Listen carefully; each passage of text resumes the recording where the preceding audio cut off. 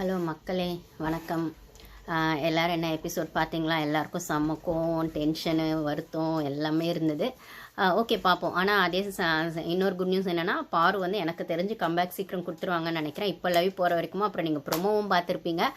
ப்ரொமோவில் அந்த டாஸ்க், அந்த கானா கிங்டம், அப்புறம் வந்து வெஸ்ட் தர்பிஸ் கிங்டம், அதான் வாட்டர்மெலன் கிங்டம் அப்படிங்கிற டாஸ்க்கு ஆக்சுவலாக ஸ்கூல் டாஸ்க் தான் வரப்போகுது அப்படிங்கிற மாதிரி இருந்தது. பட் ஆனால் இப்படி மாற்றிருக்காங்கன்னும் போது அது ஃபன் டாஸ்க்காக தான் போகுது. நீங்கள் பார்த்துருப்பீங்க, பாரு அதில் இருக்காங்க. ஸோ கண்டிப்பாக வீட்டில் தான் இருக்காங்கன்றது நம்மளுக்கு ப்ரூஃப் ஆயிடுச்சு. அந்த வகையில் ரொம்ப சந்தோஷம். சரி, ஓகே, அவங்களோட ஹெல்த் எப்படி இருக்குது அப்படின்னு பார்த்தோன்னா, இப்போ லைவில் பார்த்த வரைக்கும் கன்ஃபெஷன் ரூமுக்கு மார்னிங் எழுந்து வந்து 2 வாட்டி போய் நம்மளுக்கு ஒரு வாட்டி கூப்பிட்ட மாதிரி இருந்தது. ஐ மீன் ட்ரீட்மெண்ட்டில் தான் இருப்பாங்கன்னு நினைக்கிறேன்.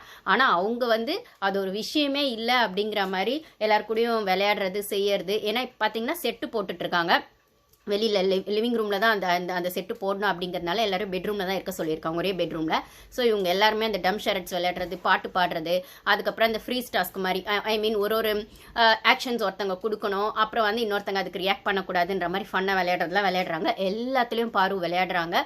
ஸோ யார் கூடயுமே எந்த ஒரு என்ன சொல்கிறது மிஸ் அண்டர்ஸ்டாண்டிங் இருக்கிற மாதிரியோ, இல்லைனா வந்து அவங்களுக்கு ஒரு ஹர்ட் உள்ளே இருக்கிற மாதிரியோ, டிஸ்டர்பே இல்லாத மாதிரி அப்படி ரொம்ப ஃப்ளோவில் வந்து ஒரு ஃப்ரீ ஃப்ளோவில் இருக்காங்க.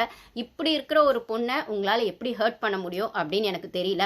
சரி, ஓகே, அவங்க நடிக்கிறாங்க அப்படின்னு ஒரு கூட்டம் சொல்லிச்சுன்னா, அப்புறம் அவங்கள ஹர்ட் பண்ணிட்டு அதுக்கு ஒரு சாரி கூட கேட்காம, இல்லை அது வந்து நான் டாஸ்க்குக்காக தான் செஞ்சேன், இல்லைனா வந்து நான் என்னோட வீரத்தை உங்ககிட்ட காட்டுறதுக்கு எனக்கு ஒரு சான்ஸ் கிடைச்சது, 4 வாரமாக நான் வச்சிருந்த வெஞ்சன்ஸை உங்ககிட்ட காட்டினேன் அப்படின்னு சொல்கிற இடத்துல சபரி மாதிரி ஆளுங்களோ, எஃப்ஜே மாதிரி ஆளுங்களோ, இல்லை அந்த பொண்ணு வழியில தான் இருக்குன்னு தெரிஞ்சும் 1000 டாஸ்க்காக இருக்கட்டும், இல்லை அந்த பொண்ணு ரூல்ஸ் மீறி விளையாட இருக்கட்டும், இல்லைனா அந்த ரூல்ஸில் வந்து தப்பு கூட பண்ணியிருக்கட்டும், ஆனா அந்த பொண்ணுக்கு அடிபட்டுருச்சு, அது விசிபிளா தெரியுது.